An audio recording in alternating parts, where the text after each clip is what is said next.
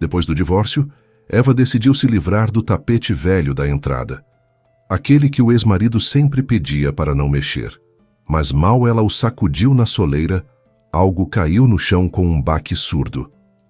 Bem-vindos ao canal Recanto das Histórias. Antes de começarmos, escrevam de onde estão nos assistindo. Desejamos a todos uma boa escuta. Eva estava parada no meio do corredor, olhando para o cabide onde, até um mês atrás, estava pendurado o casaco dele. Agora balançava apenas seu velho cachecol e uma sacola de sacolas que ela vivia esquecendo de jogar fora. O apartamento, depois do divórcio, ficara grande demais, silencioso demais.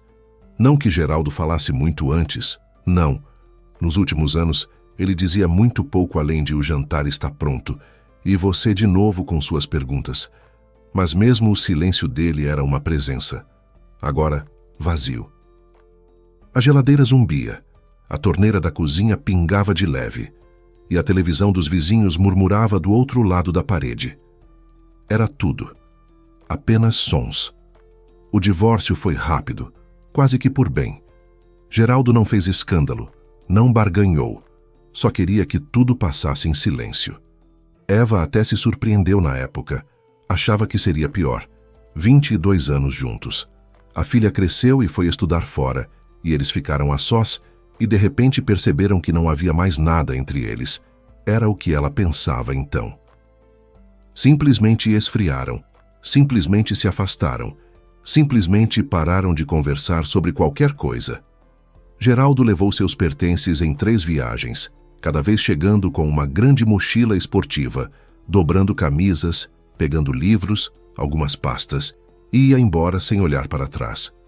Eva preparava um café para si mesma e ficava sentada na cozinha enquanto ele remexia nos cômodos. Assim era mais fácil.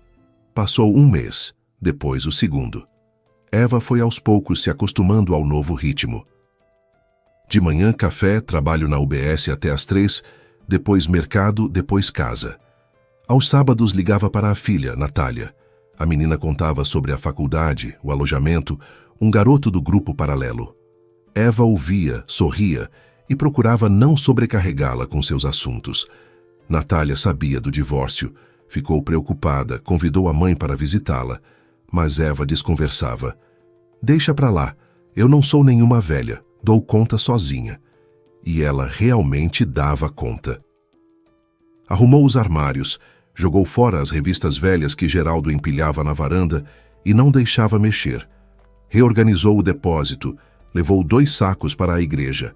O apartamento, aos poucos, ia se tornando só dela, sem os hábitos de outra pessoa, sem as proibições de outra pessoa.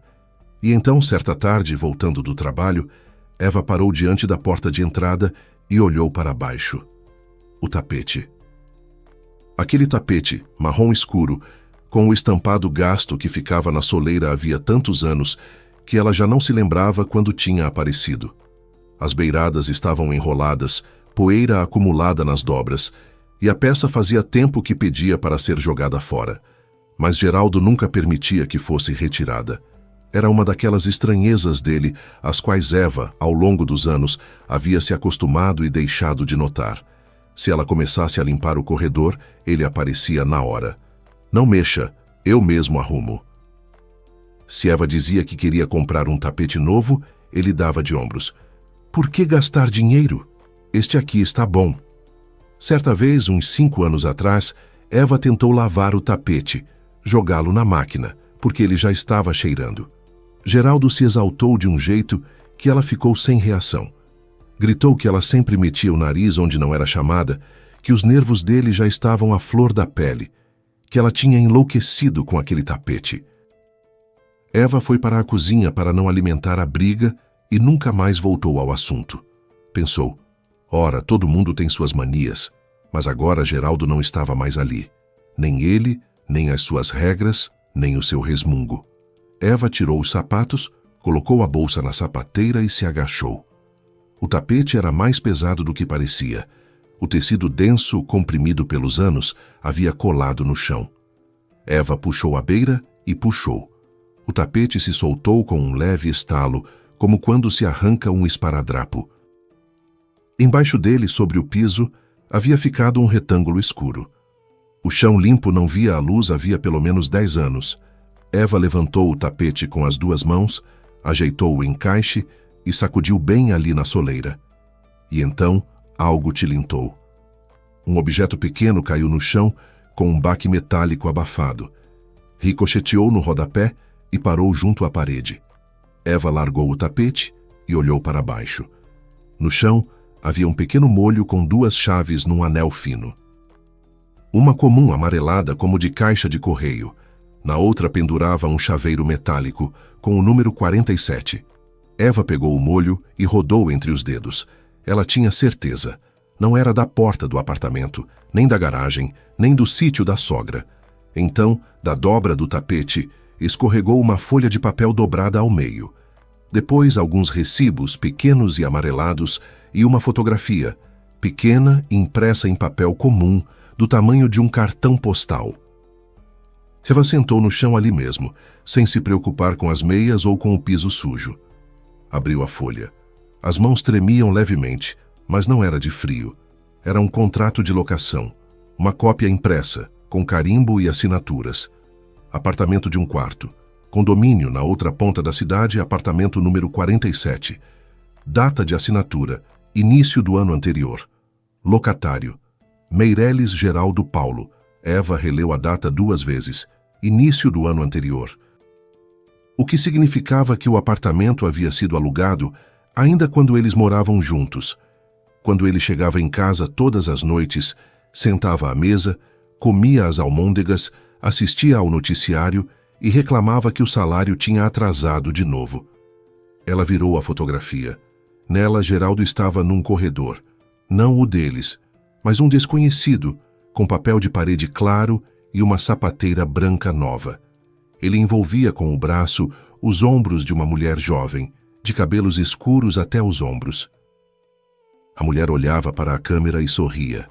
Eva a reconheceu na hora.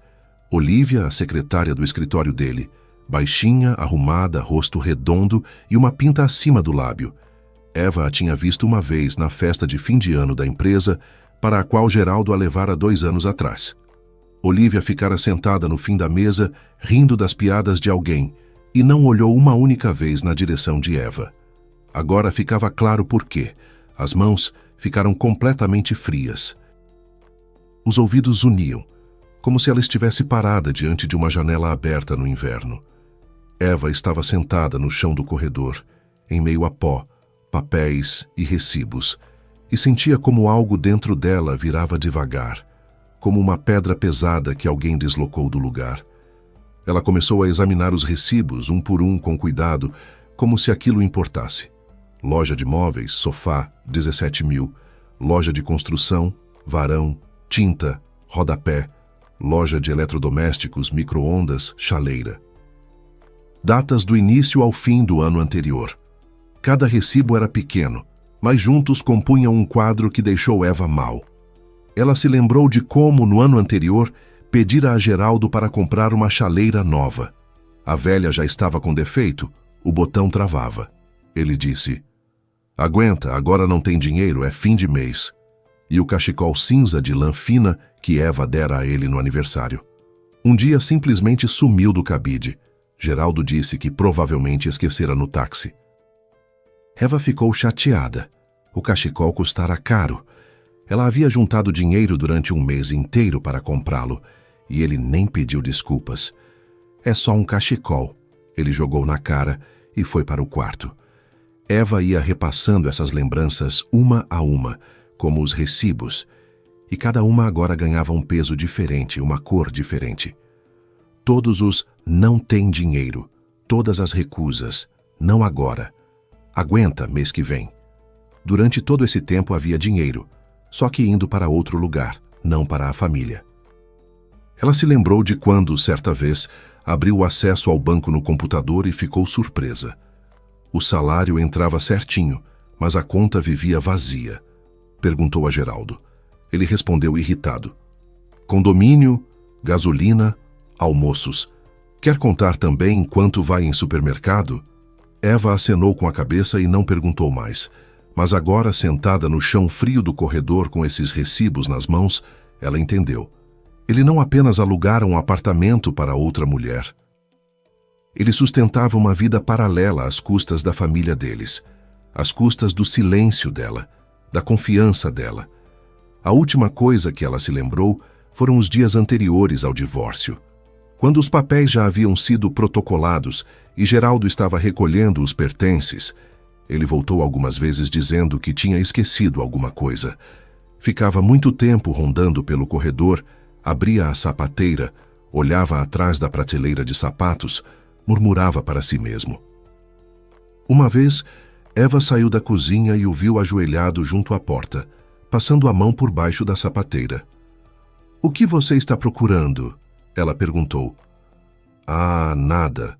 Um molho velho deve ter caído por aí", respondeu ele, sem olhar para ela. Eva deu de ombros e voltou para a cozinha. Pensou que eram os nervos, que uma pessoa está se divorciando e não consegue achar uma ninharia. Acontece. Agora tudo se encaixava. Ele estava procurando exatamente esse molho. A chave reserva do apartamento 47, escondida certa vez embaixo do tapete para não carregar consigo e não se comprometer, e havia esquecido exatamente onde havia colocado. E Eva nunca havia levantado o tapete em todos esses anos porque ele proibia. Eva recolheu todos os papéis devagar, juntou em uma pilha, pôs as chaves e a fotografia por cima e se levantou do chão. Os joelhos estavam dormentes, as costas fisgaram. Ela foi até a cozinha, ligou a chaleira, a nova, comprada depois do divórcio, e sentou à mesa. Diante dela estava uma pequena pilha de papéis que havia virado de cabeça para baixo tudo o que ela pensava sobre o próprio casamento. 22 anos. E assim. Eva estava sentada, olhando pela janela para o poste lá fora, e pela primeira vez não pensava em nada. Não chorava, não sentia raiva, não tentava entender. Simplesmente estava sentada, como uma pessoa que levou uma pancada e ainda não sentiu a dor. A chaleira ferveu, deu um clique e silenciou. Eva não se mexeu. Do apartamento vizinho veio uma risada, depois uma porta bateu no corredor. Depois silêncio outra vez. Ela não sabia quanto tempo ficou ali. Talvez meia hora, talvez uma hora. Quando por fim se levantou, lá fora já estava completamente escuro. Eva guardou os papéis na gaveta do cômoda, deitou na cama sem se trocar e ficou muito tempo olhando para o teto. O sono não vinha. Na cabeça, como num filme em câmera lenta, rolavam as imagens. O rosto dele no jantar quando dizia não tem dinheiro, a irritação dele com o tapete, o arrastar de pés no corredor nos últimos dias. Tudo agora parecia completamente diferente. Não as esquisitices de um homem cansado, mas um sistema de mentiras bem azeitado, no qual Eva não era esposa, mas cenário. Antes do amanhecer, ela finalmente cochilou. E quando acordou, a primeira coisa que fez foi olhar para o cômoda, onde estavam os papéis. Eles não foram a lugar nenhum, então não foi sonho. Eva se lavou, fez café, tomou de pé junto à janela e tomou uma decisão. Ela iria ao endereço do contrato. Não para fazer escândalo, não para chorar. Ela simplesmente queria ver com os próprios olhos, confirmar que era real, e olhar para o rosto dele quando ele percebesse que ela sabia. O ônibus chegou quase vazio naquela manhã de dia útil. Todo mundo já estava no trabalho. Eva sentou junto à janela, apertou a bolsa nos joelhos e ficou olhando as casas passando. Na bolsa havia um envelope com os papéis, o contrato, os recibos, a fotografia. Ela não sabia por que havia levado tudo aquilo. Talvez para que não parecesse depois que havia inventado tudo, talvez para mostrar a ele se ele começasse a negar, ou talvez simplesmente porque não conseguia deixar em casa, como se, com os papéis por perto, ela mantivesse o controle da situação. A viagem foi atravessando a cidade inteira. O ônibus sacudia nos buracos, o motorista freava bruscamente a cada parada e Eva vivia se agarrando no apoio. Ela olhava pela janela e não reconhecia aquela parte da cidade. Vinha por aqui raramente, só de passagem, quando levava a Natália ao dentista particular do outro lado. O bairro ia mudando diante de seus olhos. No lugar dos prédios baixos de costume, iam surgindo novos condomínios, altos, com revestimento claro, pátios fechados e playgrounds de plástico colorido. Uma vida bonita. Uma vida alheia. Eva desceu no ponto certo e conferiu o endereço no contrato. Encontrou o prédio rapidamente. Ficava um pouco recuado, atrás de um estacionamento bem cuidado. Tijolo novo, 12 andares. Na entrada, uma porta de vidro com interfone e vasinhos de petúnias no parapeito do primeiro andar. Eva parou diante da entrada e ficou alguns segundos apenas olhando para cima. No prédio deles, a escada cheirava a mofo e gato. As paredes eram rabiscadas com caneta e a lâmpada do patamar queimava a cada 2 semanas. Geraldo sempre dizia: "O que você quer? O prédio é velho, onde vamos parar?" E ele mesmo, ao que parece, havia achado onde parar. Ela digitou o número do apartamento no interfone. Os chamados tocaram por um bom tempo, e Eva já estava achando que não havia ninguém. Então, a chamada foi atendida e uma voz feminina, sonolenta, mansa, disse: "Sim." "Entrega", disse Eva, a primeira coisa que lhe veio à cabeça. A porta apitou e se abriu. Eva entrou no prédio e sentiu a diferença imediatamente. Limpo, claro, paredes com reboco liso, não tinta descascada. Elevador novo, silencioso, com espelho e botões que não travam. 4º andar. Eva saiu do elevador e virou à esquerda. Portas idênticas, marrom escuras, com números bem arrumados. 45, 46, 47. Ela parou diante da porta e percebeu que estava respirando rápido demais. O coração batia em algum lugar na garganta, as palmas das mãos estavam úmidas. Por que ela estava aqui? O que diria? "Bom dia, sou a ex-esposa. Vim ver em que meu dinheiro foi gasto." Não. Eva não entendia muito bem por que havia vindo. Provavelmente precisava ver aquela porta, confirmar que era real, que atrás dela havia um apartamento real, uma mulher real, uma mentira real. Eva apertou a campainha. Silêncio do outro lado. Depois ouviram-se passos, leves, descalços sobre o laminado. Um clique na fechadura. A porta se abriu. Na soleira estava Olívia, sem penteado, sem maquiagem, num suéter comprido de baixo, do qual saíam tornozelos descalços. Caseira despenteada, nada parecida com a que Eva vira naquela festa de fim de ano. Naquele dia ela estava de vestido, com a boca pintada de vermelho vivo e um sorriso seguro. Agora diante de Eva estava uma mulher comum de uns 30 anos que havia acabado de acordar e ainda não entendia direito o que estava acontecendo. E então ela entendeu. Eva viu isso acontecer em 1 segundo, como o clique de um interruptor. Olívia piscou, recuou um passo e agarrou a maçaneta com força. Não perguntou: "Você veio ver quem?" Não perguntou: "O que a senhora precisa?"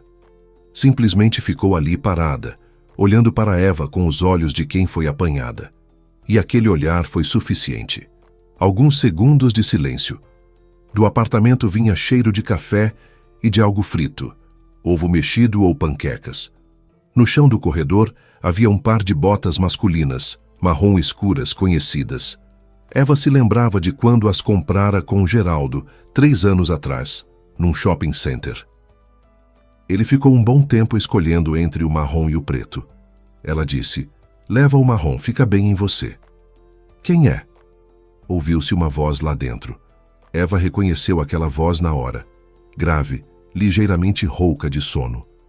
22 anos, ela a ouvia toda manhã. Passos pesados, arrastados em chinelos. Depois, no corredor, atrás de Olívia, apareceu Geraldo, de calça de moletom e camiseta, com uma xícara na mão. Ele vinha caminhando, olhando para a xícara e dizia no caminho: "Olívia, se for o motoboy de novo, fala que..." Ele ergueu os olhos, viu Eva e se calou. A xícara em sua mão oscilou, o café transbordou pela borda e pingou no chão. Geraldo não percebeu. O rosto ficou cinza, como se alguém tivesse tirado toda a cor dele. Ele estava parado no corredor de um apartamento alheio. ao lado de uma mulher que não era sua esposa, e olhava para a ex-esposa parada na soleira, vendo tudo. O silêncio durou talvez 10 segundos, mas para Eva pareceu 5 minutos. Ela estava muito ereta, bolsa no ombro, mãos abaixadas. Não gritava, não chorava, não sacudia os papéis, apenas olhava. Depois ela abaixou a mão devagar, tirou o molho de chaves com o chaveiro 47 do bolso e estendeu para ele na palma aberta. "Era isso que você estava procurando?" Ela perguntou em voz baixa. Geraldo fitou as chaves. O pomo de Adão subiu e desceu, como se ele tentasse engolir alguma coisa. Olívia, atrás dele, recuou mais um passo e cruzou os braços sobre o peito, como se estivesse com frio. "Eva!" ele começou, e a voz soava como a de alguém que foi acordado no meio da noite. "Olha, isso não é o que você está pensando." "E o que eu estou pensando?" Eva não retirou a mão. As chaves brilhavam na palma sob a luz da lâmpada. "É um apartamento. Eu alugava por um tempo. Para o trabalho. Eu precisava de um lugar para o trabalho", Eva repetiu. E na voz dela não havia raiva nem sarcasmo, apenas uma constatação cansada. "Com o sofá de 17.000 e o micro-ondas do nosso orçamento." Geraldo engoliu em seco, olhou para Olívia, depois de novo para Eva. "Eu ia te explicar tudo. Sério, só não tive tempo." 22 anos não teve tempo. Eva não levantava a voz, falava como se estivesse ditando um endereço nos correios, igualmente, claramente, sem entonação. E por isso era ainda mais pesado para Geraldo do que se ela estivesse gritando. Olívia estava funda no corredor e calada. Eva olhou além de Geraldo para dentro do corredor daquele apartamento e começou a reconhecer as coisas. O cachecol cinza de lã fina estava pendurado no gancho perto do espelho. Aquele mesmo que ela dera de presente no aniversário. Aquele que ele esquecera no táxi. E no encosto da cadeira no cômodo, Eva se inclinou ligeiramente e viu de relance. Estava uma manta verde de lã com franjas nas bordas. Eva a comprara no outono passado e 1 semana depois ela desapareceu. Geraldo disse: "A traça deve ter jogado fora." Eva ficou chateada. A manta não tinha sido barata. Ele não estava simplesmente mentindo. Ele estava construindo uma segunda vida com as peças da primeira, carregando pedacinho por pedacinho o cotidiano deles e trazendo para cá, para esse apartamentinho caprichado com papel de parede novo, para a mulher que era mais jovem, mais quieta e não fazia perguntas. "Geraldo", disse Eva, e ele estremeceu ao ouvir o nome completo, sem o G costumeiro. "Não vou conversar com você aqui. Vim por uma única razão. Confirmar." "Confirmar o quê?" Ele forçou. "Que eu não me enganei." Eva abaixou a mão e as chaves escorregaram de volta para o bolso. Ela se virou e foi em direção ao elevador. Atrás dela, soou a voz de Olívia, um sussurro rápido e assustado. "Geraldo, você disse que ela não sabia." E a resposta dele, raivosa e sufocada: "Cala a boca, agora não." Eva apertou o botão do elevador e ficou parada, olhando para as portas fechadas. O coração ainda batia rápido, mas as mãos já não tremiam. Atrás dela, uma porta bateu. Geraldo saiu para o patamar. "Eva, espera." Ela não se virou. "Eva, vamos conversar como gente adulta. O que você está arranjando? A gente já se divorciou. O que te importa onde eu moro?" O elevador chegou. As portas se abriram. Eva entrou e só então se voltou para ele. Geraldo estava parado no corredor, descalço, com a camiseta amarrotada e uma mancha de café nas calças. Ele já não era aquele homem seguro que durante 22 anos controlara tudo em casa, do orçamento ao tapete da entrada. Era um homem apanhado em flagrante, e toda a compostura havia escorrido dele como aquela gota de café da xícara. "Me importa sim", disse Eva, "porque você pagou por tudo isso com o nosso dinheiro em comum, e vou provar isso." As portas do elevador se fecharam. Eva desceu, saiu do prédio e foi em direção ao ponto de ônibus. As pernas estavam bambas, a cabeça leve e vazia, como depois de uma longa doença, quando se sai pela primeira vez na rua. Ela sentou num banco perto do ponto e ficou simplesmente parada por uns 10 minutos, olhando os carros que passavam. Era uma sensação estranha. Não raiva, não mágoa, não dor. Algo diferente. Como se você tivesse vivido por muito tempo num quarto com um espelho torto e se acostumado com o próprio reflexo, e então alguém te mostrasse um espelho normal e você visse que tudo estava entortado. Não você, o mundo ao redor. Todas as palavras dele, as promessas, as desculpas, tudo eram escoras para que o espelho torto não caísse. E ela ficou ali do lado, acreditando que era assim mesmo que devia ser. O ônibus chegou e Eva sentou no mesmo lugar, junto à janela. Do outro lado do vidro, passavam as mesmas casas novas, os mesmos playgrounds, os mesmos carros estacionados. Mas agora Eva via tudo de outro jeito. Ela não pensava em Geraldo, não pensava em Olívia. Pensava em si mesma, naqueles anos em que toda noite colocava um prato de jantar para ele e perguntava como tinha sido o dia. E ele mastigava as almôndegas dela e mentia, dia após dia, mês após mês. E nunca vacilou, nunca se enganou, nunca a olhou de um jeito que fizesse ela desconfiar. Eva voltou para casa na hora do almoço, tirou os sapatos no corredor, olhou para o retângulo escuro no piso, a marca deixada pelo tapete, e foi até a cozinha.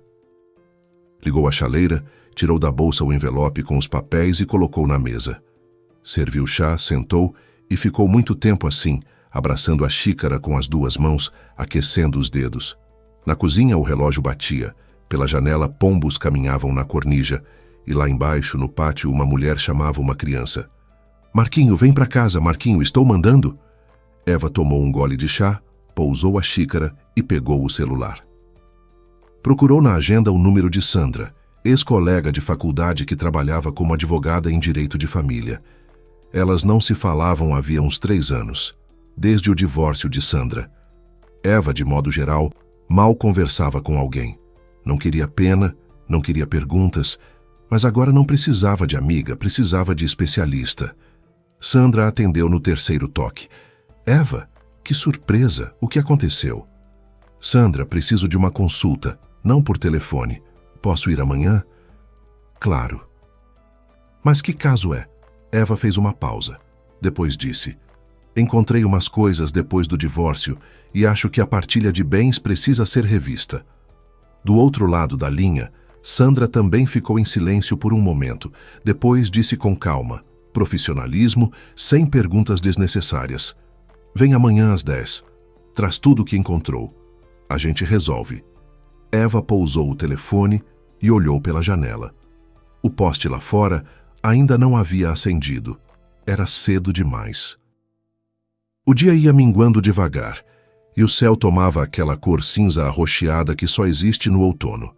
Eva estava sentada e, pela primeira vez em todo esse tempo, sentiu algo parecido com um chão firme sob os pés. Não alegria, não alívio, simplesmente clareza. Ela sabia o que iria fazer a seguir, não porque quisesse se vingar, mas porque não queria mais fingir que nada havia acontecido. O escritório de Sandra ficava no segundo andar de um velho prédio espremido entre uma farmácia e um ateliê. Eva subiu pela escada rangente, empurrou a porta com a placa "Consultório Jurídico" e se viu numa pequena recepção que cheirava a café e a papel. A secretária, uma senhora de óculos com cordão, acenou para a porta no fundo do corredor. "Doutora Sandra está esperando." Sandra estava sentada atrás de uma mesa coberta de pastas, digitando algo rapidamente no notebook. Quando viu Eva, levantou, abraçou-a brevemente, de modo prático, e apontou para a cadeira à frente. "Senta." "Já há café?" "Não, obrigada. Vamos direto ao assunto." Sandra sentou, uniu as mãos sobre a mesa e olhou para Eva atentamente, como um médico que já está suspeitando do diagnóstico, mas aguarda o paciente contar por si mesmo. Eva tirou o envelope da bolsa, abriu e espalhou tudo sobre a mesa. O contrato de locação, os recibos, a fotografia, o molho de chaves. Organizou com cuidado, em fila, como peças de exposição. Sandra tomou o contrato em silêncio, correu os olhos, deixou de lado. Depois os recibos, um por um, lendo devagar as datas e os valores. A fotografia olhou por último, demorou no rosto de Geraldo e a colocou de volta sobre a mesa, com a face virada para baixo. Conta tudo, ela disse. Tudo do começo. E Eva contou. Desde o princípio, desde o tapete, desde aquela tarde em que decidiu arrumar o corredor. Como as chaves caíram, como desdobrou o papel, como foi até o endereço, como Olívia abriu a porta e no rosto dela não havia surpresa, apenas medo, como Geraldo saiu para o corredor com a xícara de café e ficou branco. Como ela reconheceu as próprias coisas num apartamento alheio, o cachecol, a chaleira, a manta. Sandra ouvia sem interromper. Só perguntou uma vez. O apartamento está em nome dele? Eva acenou com a cabeça. No contrato, o locatário era Meireles Geraldo Paulo. Sandra anotou algo no bloco e continuou ouvindo. Quando Eva terminou, o silêncio se instalou no escritório. Do outro lado da parede, na farmácia, tilintou um sininho na porta. Sandra se recostou na cadeira e ficou em silêncio por alguns segundos, tamborilando a caneta no bloco. Então, ela disse por fim, o que você encontrou é bom, mas para o tribunal precisamos de mais. Os recibos são prova indireta.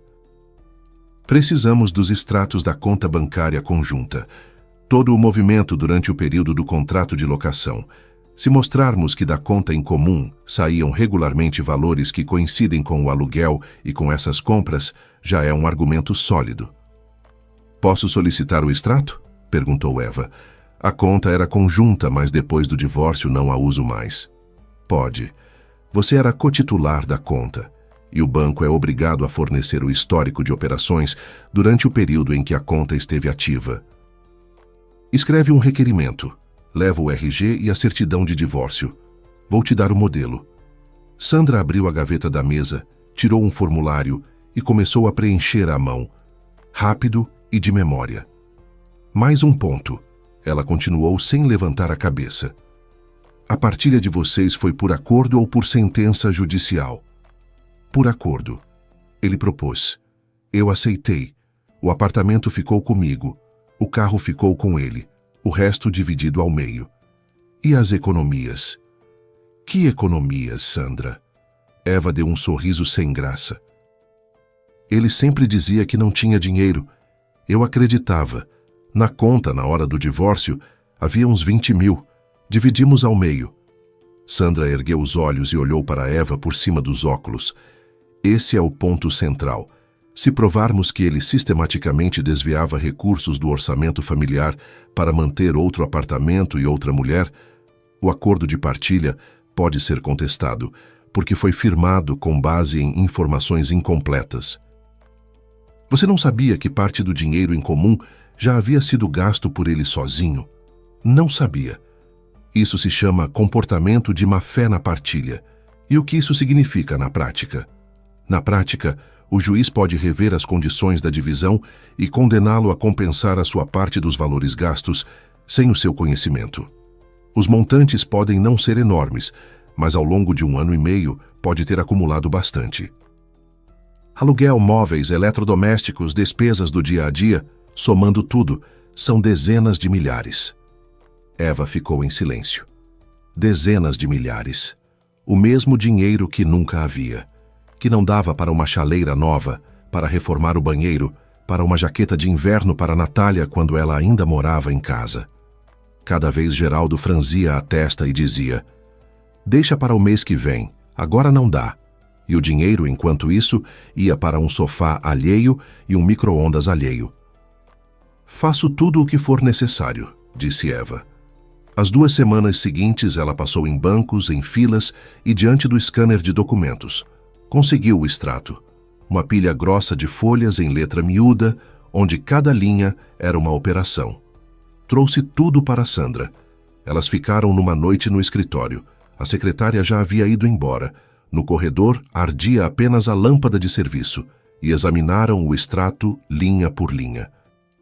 Sandra ia passando o dedo pelas colunas e marcando com marcador os valores relevantes. Olha aqui. Todo mês uma transferência no mesmo dia, mesmo valor. É o aluguel. E aqui. Ela virou a página. Compras avulsas, loja de móveis, construção, eletrodomésticos. Tudo coincide com os recibos que você achou. Qual é o total? Perguntou Eva. Sandra pegou a calculadora, apertou os botões rapidamente, anotou o número nas margens do extrato e mostrou a Eva. Esse é o valor em 14 meses. Só o que passou pela conta conjunta. Se ele pagou mais alguma coisa em dinheiro, isso a gente não vai conseguir rastrear. Eva olhou para o número. Era maior do que esperava. Muito maior. Com esse dinheiro teria dado para reformar o apartamento ou para ajudar Natália a pagar um quarto quando ela pediu para sair do alojamento, ou simplesmente para viver direito, sem contar cada centavo antes do salário. Entramos com processo? Perguntou Sandra. Entramos. Sandra preparou o requerimento em uma semana. Eva assinou os papéis na mesma mesa de cozinha, onde por tantos anos serviu o jantar a Geraldo. Assinou com letra firme e caprichada, sem uma única tremida. Uma cópia do requerimento foi enviada a Geraldo pelos correios. A reação chegou na mesma noite. O celular tocou quando Eva já estava deitada e passava a vista pelo feed de notícias para se distrair. Na tela apareceu Geraldo. Ela ficou um bom tempo olhando para a tela piscando, depois atendeu. O que você está fazendo? A voz era raivosa, sufocada, como se ele falasse com os dentes cerrados. Que processo, Eva? A gente já resolveu tudo, já assinou tudo. Você ficou com o apartamento. O que mais quer? Fiquei com um apartamento em que você em 20 anos não fez reforma, porque não tinha dinheiro.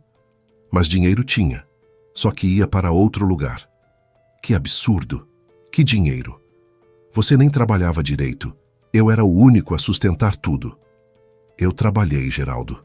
A vida toda trabalhei. E o meu salário também ia para a conta em comum, da qual você pagava o aluguel do apartamento de outra pessoa. Pausa. Eva ouvia a respiração dele, pesada, com um leve sibilo, como ficava quando se irritava e não encontrava palavras. Olha, ele disse, já mais baixo, já em outro tom. Vamos nos encontrar e conversar como gente, sem advogados, sem processo. Por que levar isso a público? Por que você levou de lá de casa tudo o que pôde? Ela desligou e tirou o som. O celular ficou piscando com chamadas entrantes por um bom tempo. Geraldo ligava repetidas vezes, depois começou a mandar mensagens. Eva não leu, virou o celular com a tela para baixo na mesinha de cabeceira e apagou a luz. As ligações continuaram todos os dias. No começo, raivosas. Vai se arrepender, vou achar uma advogada melhor, você não sabe com quem está lidando. Alguns dias depois, o tom mudou. Geraldo passou a ligar de dia no intervalo do almoço, quando Eva estava no trabalho. Ela atendia uma vez em cada 5. Ficava parada rapidamente no corredor da UBS e ouvia. Eva, vamos com calma. Não nego que tinha um apartamento. Bom, aconteceu e aconteceu. A gente já se divorciou. Por que mexer nisso? Porque você pagava com o nosso dinheiro. Bom, não exatamente com o nosso. Bom, está bem, em parte. Mas eu podia gastar o meu também. Quem vai separar agora? A advogada vai separar. E ela desligava. Mais uma semana e começaram as súplicas. A voz de Geraldo era diferente. Quieta, suplicante, quase miserável. Ele ligava tarde da noite, quando Eva já tomava chá na cozinha, e dizia coisas que nunca havia dito antes. Eu errei, eu sei, mas a Olívia, ela não significa nada para mim. Sério, foi uma besteira. Eu me perdi, estava mal, entende? No trabalho, pressão, em casa você ficava calada o tempo todo. Não sabia para onde correr. Eu ficava calada porque você não conversava, Eva respondeu. E para onde correr você sabia muito bem. Para o apartamento 47. Eva, Geraldo, não vou discutir isso com você, tudo pelo processo. Ela desligou e terminou o chá. As mãos não tremiam, a voz não falhou. Pela primeira vez em 22 anos, ela falava com ele como igual, não como uma mulher que aprendera a ceder para não ter briga. Soube de Olívia por acaso. Sandra ligou alguns dias depois e disse de passagem: Olha, fui investigar. Sua Olivia, pelo jeito, foi embora daquele apartamento. O contrato de locação foi rescindido. O dono confirmou. Ela juntou as coisas e sumiu. Não deixou o endereço. Rápido, disse Eva. Elas sempre somem rápido, enquanto o homem tem dinheiro e um segredo para guardar. Assim que o segredo vem à tona e cheira a processo, ninguém existe. Eva imaginou como tinha sido. Como Geraldo chegou naquele apartamento, talvez com flores, talvez com desculpas, e Olivia não estava. Coisas arrumadas, chaves em cima da mesa, a pia limpa, nem bilhete, nem explicação. Simplesmente desapareceu como se nunca tivesse existido. E Geraldo ficou parado em meio a um apartamento vazio que cheirava a um perfume alheio e a pó, e entendeu que ficara sozinho. Sem esposa, sem amante, sem dinheiro e sem aquela bela vida dupla que construíra com tanto esmero. Eva não sentia prazer maligno. Aquela imagem não lhe dava satisfação. Era mais um vazio, como quem olha para um incêndio alheio. Assustador, mas aquela casa não era sua. Já não era. O processo foi marcado um mês depois. Eva se preparou com calma. Sandra conduzia o caso com segurança. Os documentos estavam em ordem, as provas nas mãos. Na véspera da audiência, Eva dormiu mal, mas não de medo, por causa de uma estranha sensação de que, no dia seguinte, algo terminaria de vez. Não o casamento. Esse já estava terminado. Mas aquela versão da vida em que ela era esposa, dona de casa, parceira. A versão que, como ficou claro, existia apenas na cabeça dela. De manhã ela colocou o terno cinza que costumava usar nas reuniões de pais quando Natália ainda estava no colégio. O terno era sóbrio, arrumado e ficara um pouco grande. Eva havia emagrecido nos últimos meses sem perceber. Olhou para si mesma no espelho do corredor, ajeitou o colarinho e saiu. No fórum estava fresco e cheirava a piso encerado.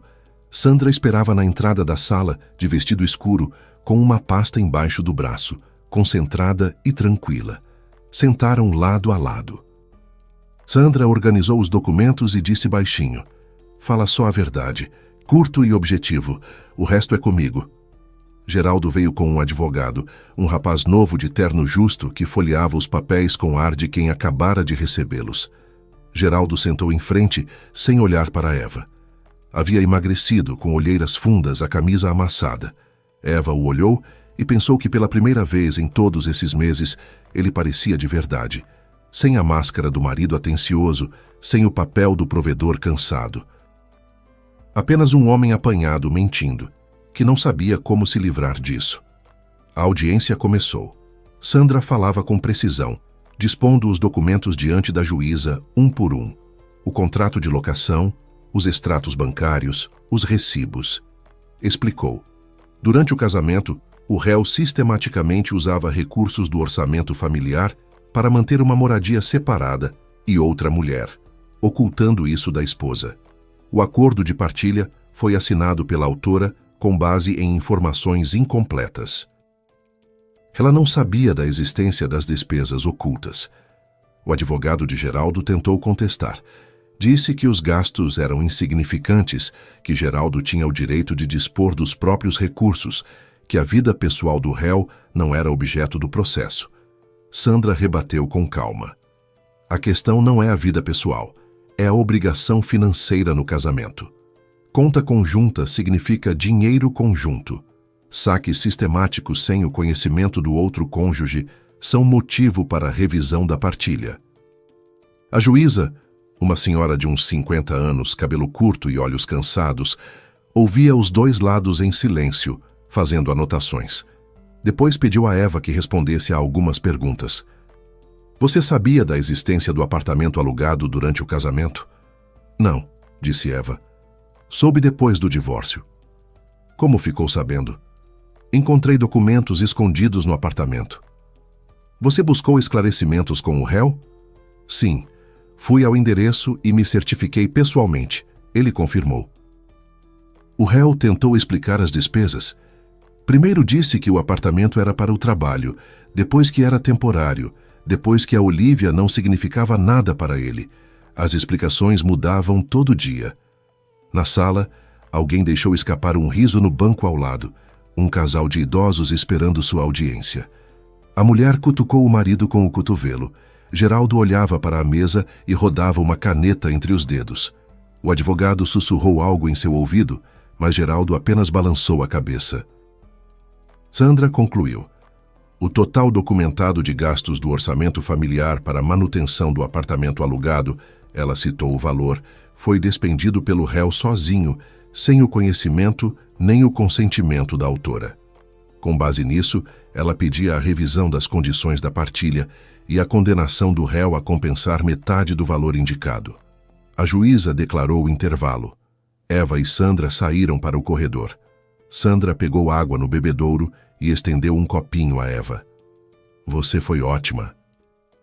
Direto ao ponto, sem rodeios. O que acha? Perguntou Eva, apertando o copinho entre as mãos. Acho que a decisão vai ser a nosso favor. A base probatória é sólida e a juíza está vendo isso.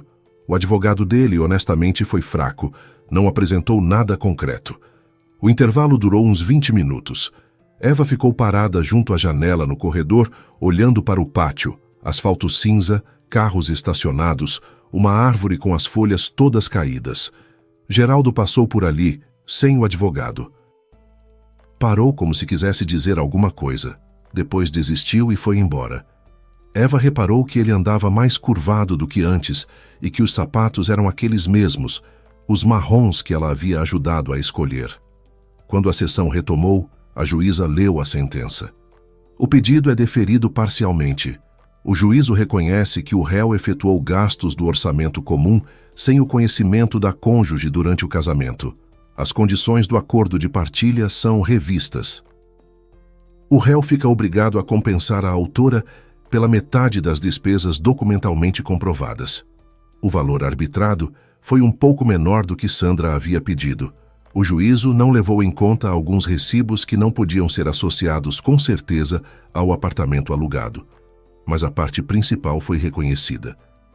Geraldo ouviu a sentença em silêncio. O advogado recolheu os papéis e saiu depressa. Geraldo ficou sentado, olhando para a frente.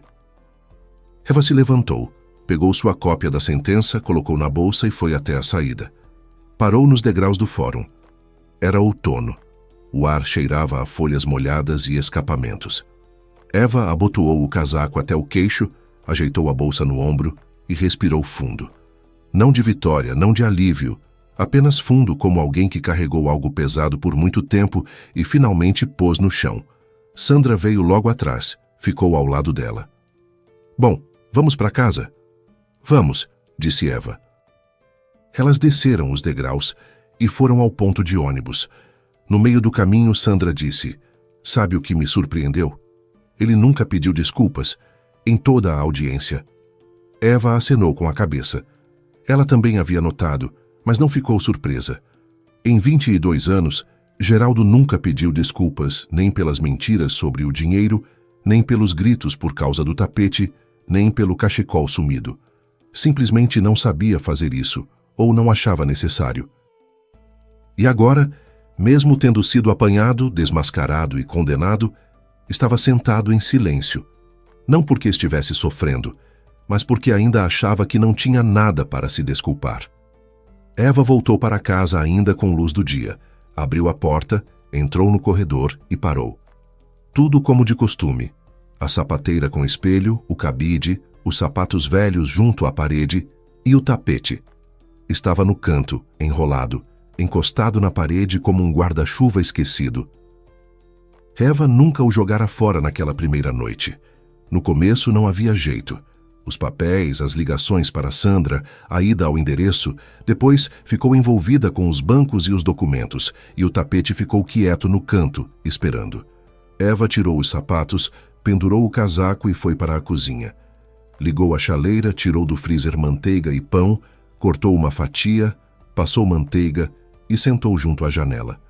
Comeu devagar, olhando para o pátio. Lá embaixo, crianças andavam de bicicleta pelo último asfalto seco, e uma mãe jovem com carrinho estava parada perto do prédio falando ao telefone. Uma tarde comum, um pátio comum, mas dentro de Eva havia algo diferente. Não exatamente alegria. Até a alegria estava longe, mas uma quietude verdadeira, não vazia. Como se há muito tempo uma televisão estivesse ligada no quarto ao lado, e ela havia se acostumado tanto que não ouvia mais, e então alguém a desligou. E deu para ouvir o tic-tac do relógio, o farfalhar do vento lá fora, o gorgolejo da água no radiador. O mundo não foi a lugar nenhum, simplesmente ficou quieto. Eva terminou o sanduíche, tomou o chá e voltou para o corredor. Olhou para o tapete no canto.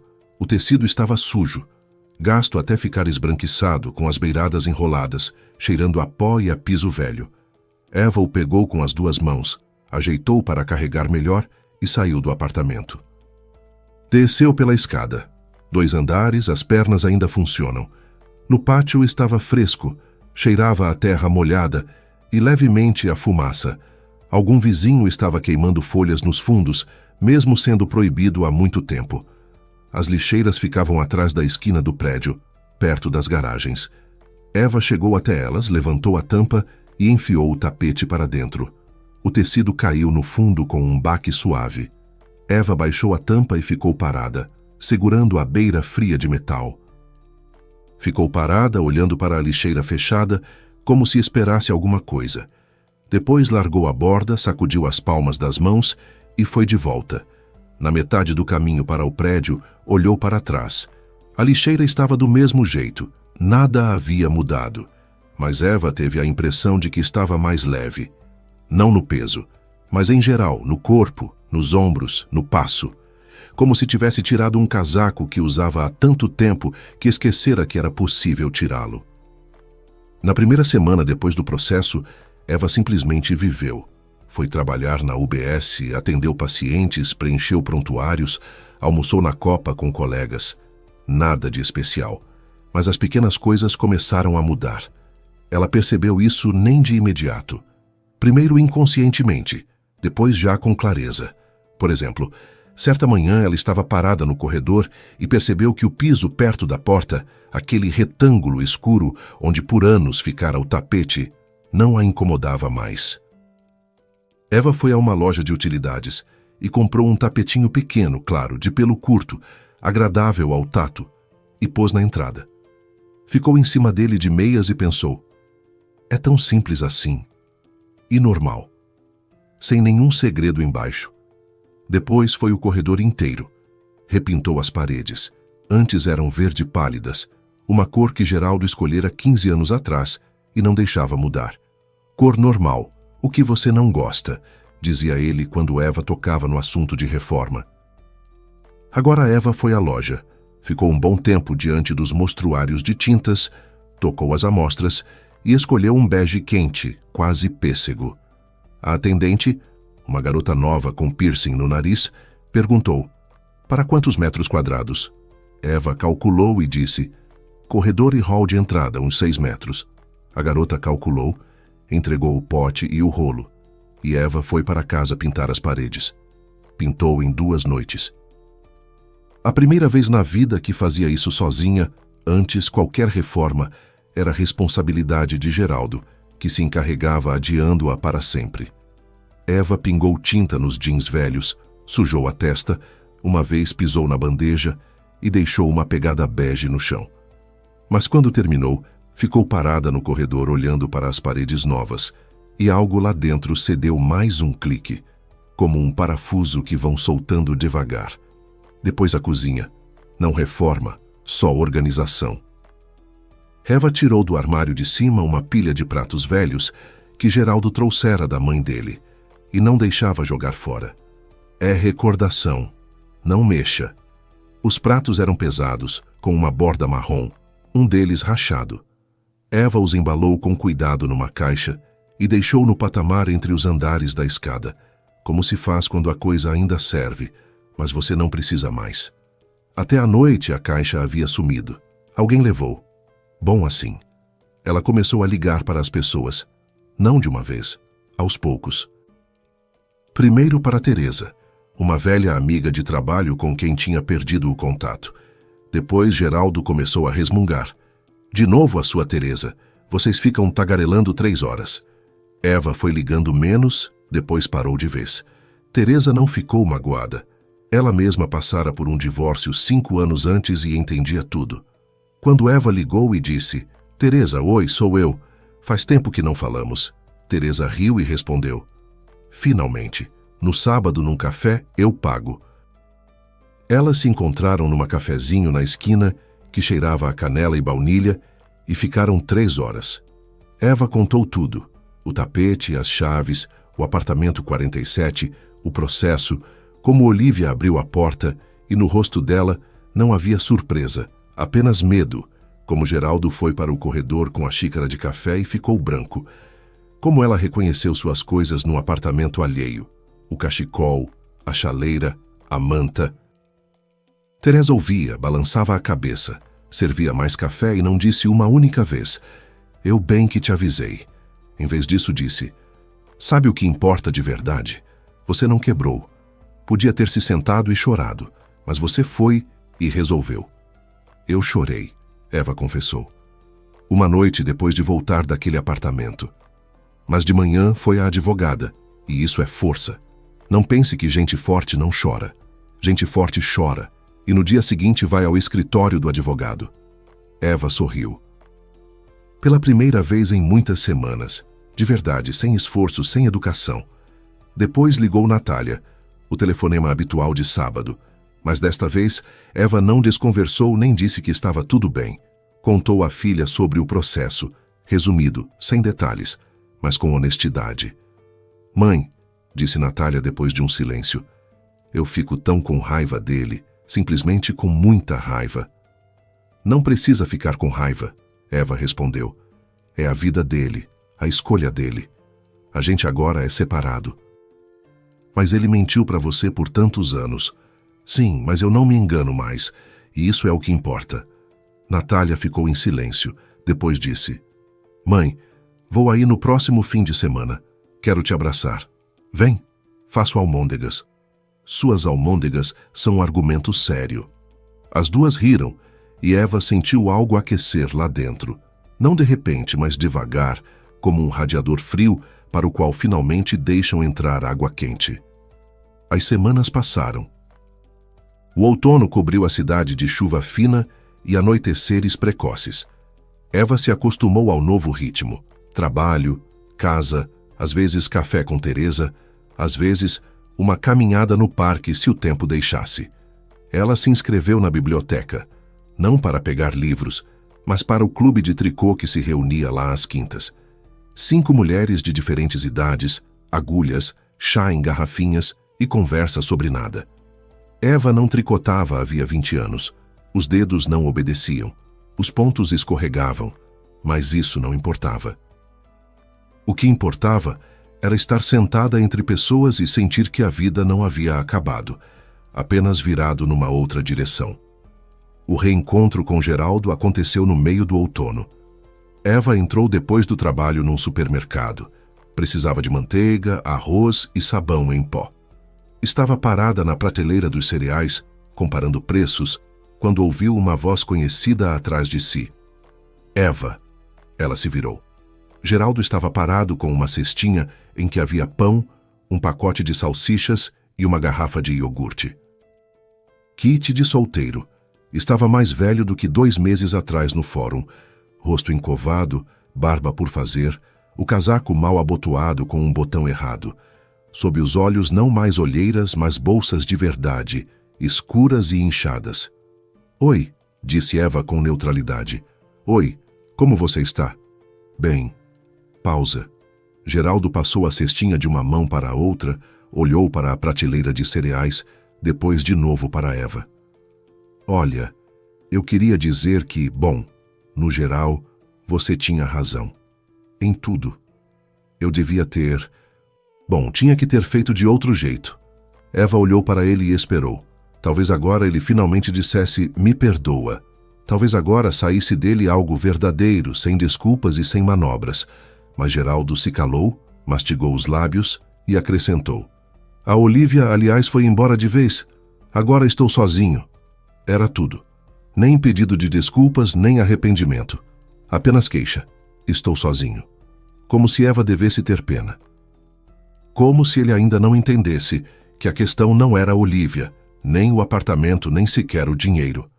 A questão era que por 22 anos ele a olhou nos olhos e mentiu.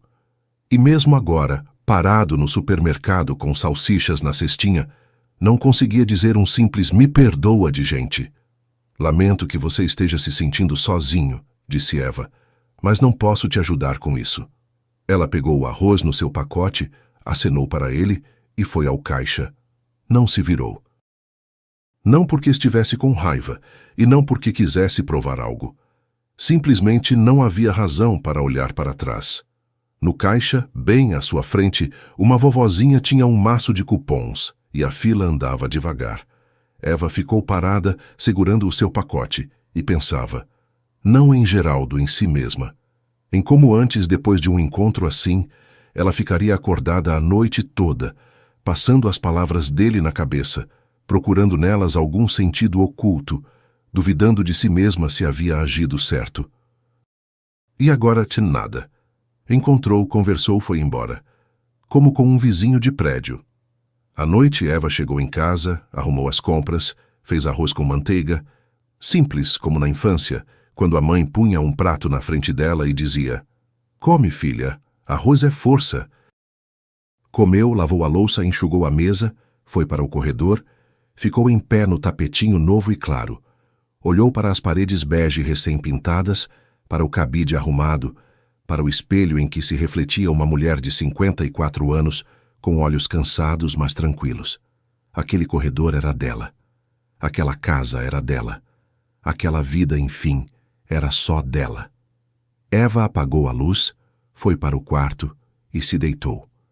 Lá fora, chovia fino e silencioso. O poste na esquina do prédio iluminava as gotas de amarelo e as sombras deslizavam devagar pelo teto.